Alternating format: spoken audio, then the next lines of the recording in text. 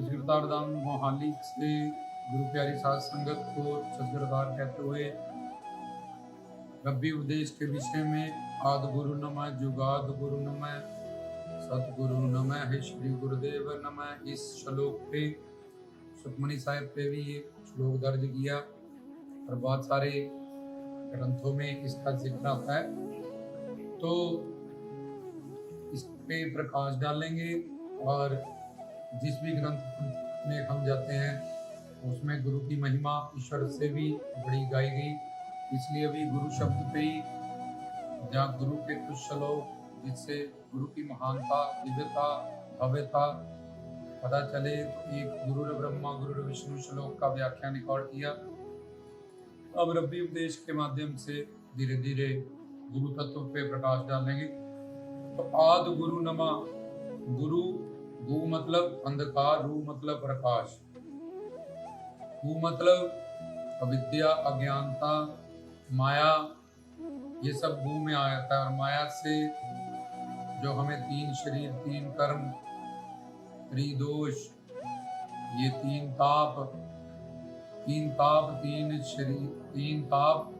तीन शरीर, त्रिकर्म और चार दोष, पंच क्लेश, पंचकोश, ये सब माया के जो बंधन है, सब गु में आता। रू जो हमें प्रकाशित करे, इससे निकाले, ऐसी पर्सनालिटी का नाम गुरु। तो आद गुरु नमा, आद गुरु जिसका शुरू नहीं, जिसका अंत नहीं, उसको कहते हैं आद गुरु। क्योंकि जिसका भी शुरुआत होती है इस समय के अंदर, जो भी बनता है वो मिट जाता है। लेकिन गुरु एक तत्व है, ज्ञान है, ईश्वर परमेश्वर भगवान शिव, इस सबको गुरु कहा गया।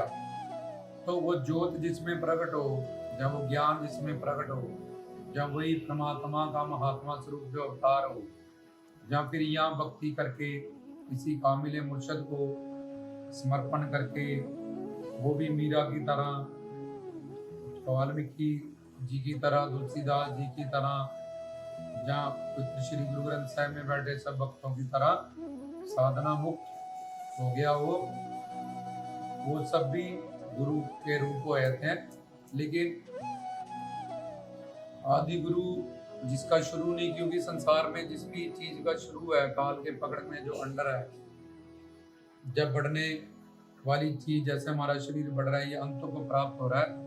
तो आदि गुरु मतलब जिसकी कोई शुरुआत ही नहीं है, इसको आदि गुरु कहते हैं। अल्लाह वाहिगुरु ईश्वर परमेश्वर को जपजी साहिब में भी बताया गया कि ये सृष्टि जब से कब से शुरू हुई, इसका कोई आदि या इसका कोई फरमान किसी ग्रंथ पंथ में, किसी संत ने इसके बारे में प्रकाश नहीं डाला। इसको आदि कह दिया गया कि अगर कोई शुरुआत किसी चीज की संसार में हुई काल के अंदर, तो उसका तो अंत हो जाता है।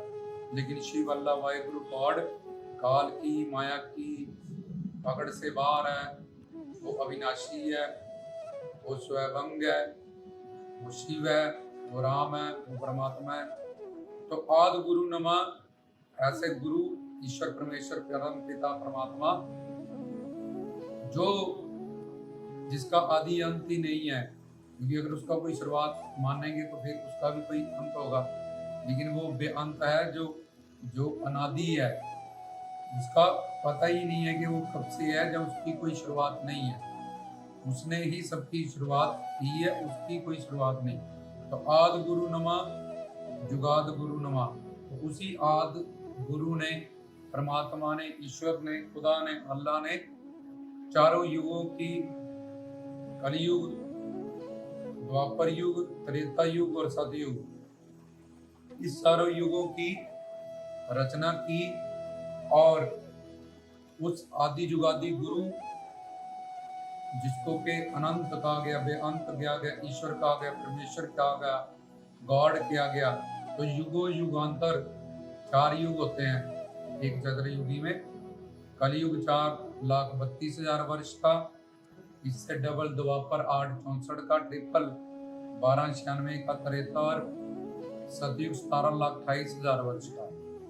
तो ये युगों को रचने वाला, युगों में वो खुद सर्वव्यापक होके पूरी सृष्टि में, पूरे संसार में कर्ता पुरुष होकर जो भी बनाया पूरी तरह वो उसमें व्यापक, जैसे तिल में तेल होता है, फूल में खुशबू होती है, दूध में देसी घी होता है, इसी तरह से वो इस पूरी सृष्टि में, कायनात में सर्वव्यापक रूप से समाया हुआ है।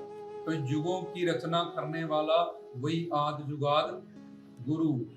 तो जब चतुर्युगी 4 युगों की होती है, फिर बदल जाती है, वो सतयुग आ जाएगा फिर से, फिर उसके बाद अगला युग आ जाएगा, फिर अगला युग, ऐसे बदलते जाते हैं, सतयुग, त्रेता युग, द्वापर युग, कलयुग। लेकिन जो युगों से पहले भी था, युगों के बीच में भी है, युगों के बाद में भी वो रहेगा, शिव पिता परमात्मा अल्लाह खुदा गॉड।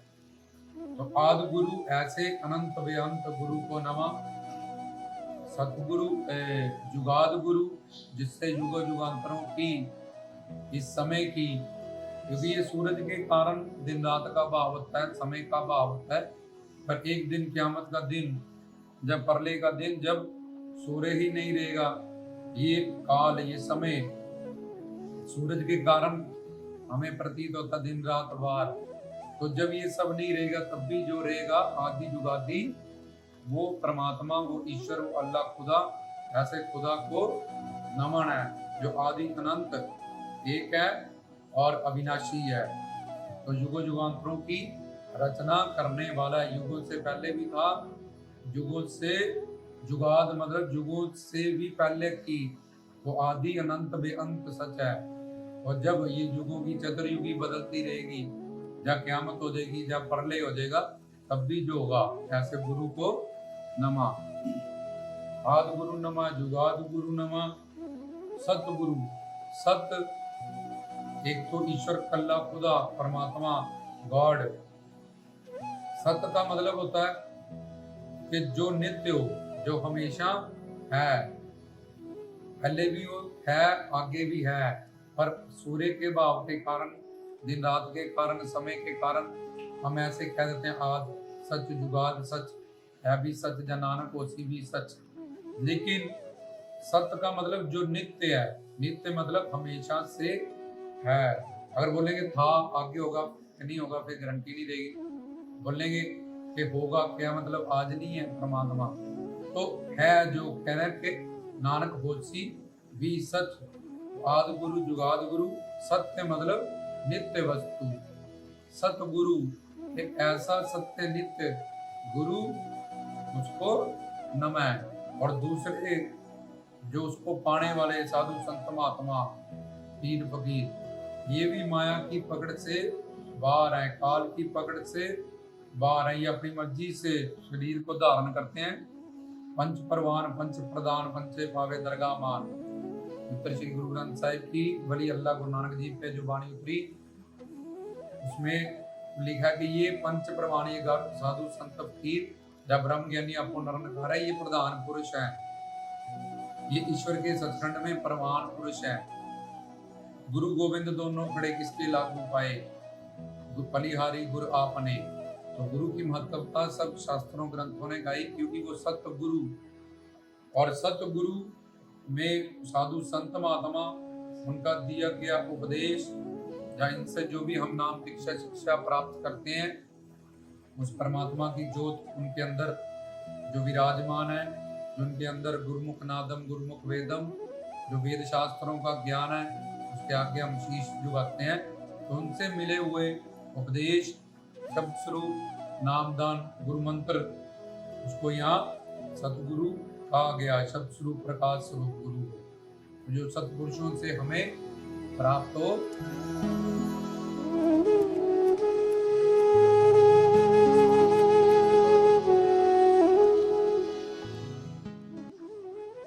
आदि गुरु, जुगाद गुरु, सतगुरु, श्री। श्री मतलब जो माया से अवतीर्ण करे, 84 लाख जूनियों से निकाले, अंडज, ज्वेरज, उद्भव, स्वेदज, इसी 4 खानियां होती हैं जिससे जन्म होता है, अंडों से, पेट से, पसीने से, धरती की गर्भ से।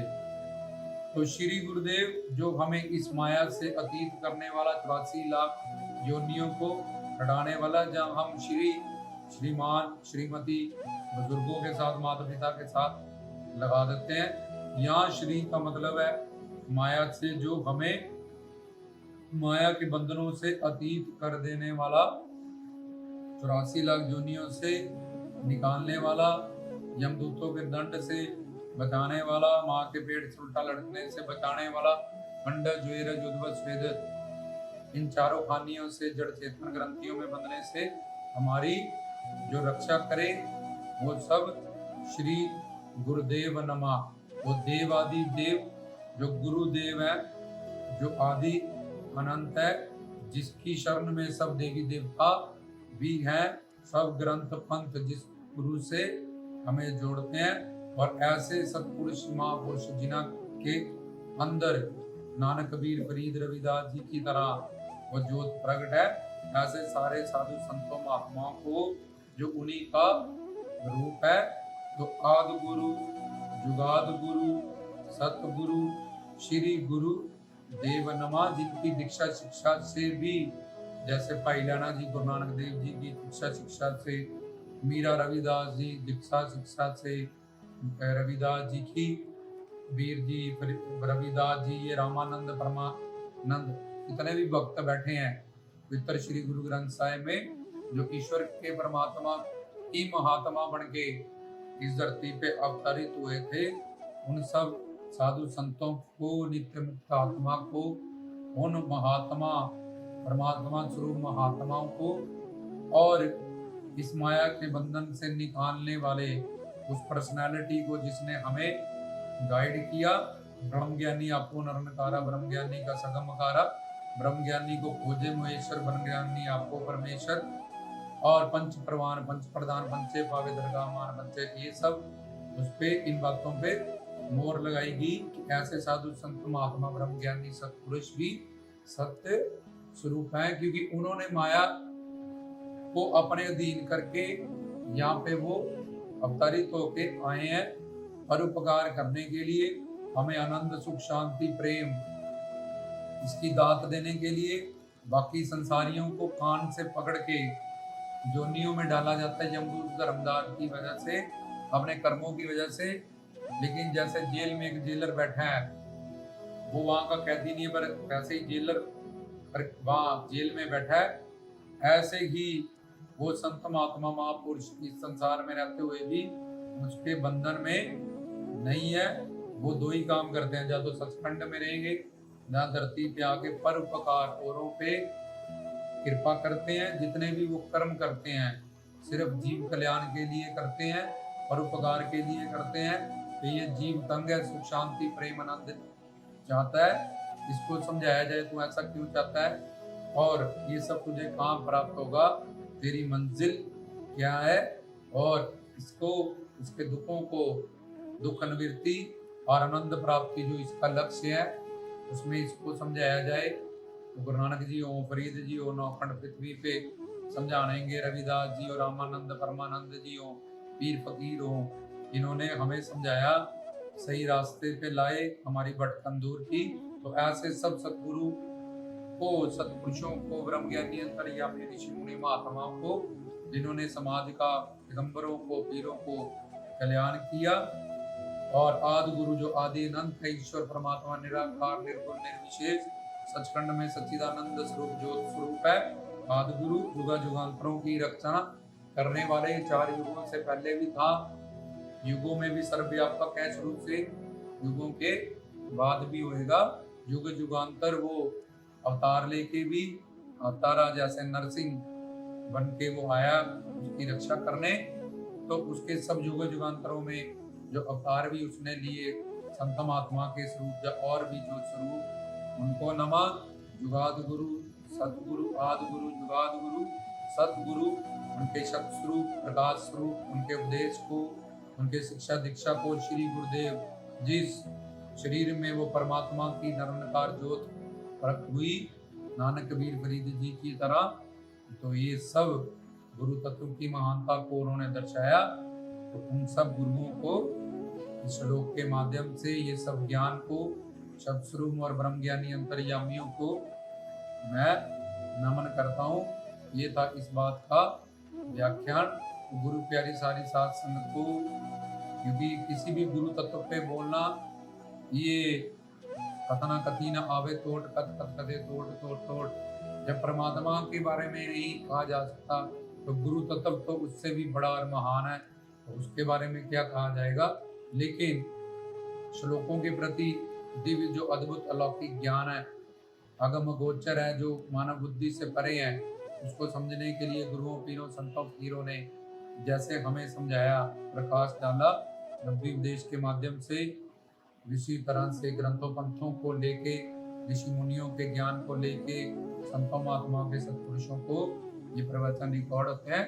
तो आप गुरु प्यारी साध संगत को ये ज्ञान आगे से आगे सेवा स्वरूप में बांटे। रामदास की तरफ से की जा रही सेवा को गुरुदा फरमाए। पितर ग्रंथों पंथों को, गुरुओं पीरों पैगंबरों को, सब ऋषि मुनि संत महात्मा को रामदास की तरफ से आदि गुरु नमः, जुगाद गुरु नमः, सतगुरु नमः, श्री गुरुदेव नमः, सच दरबार।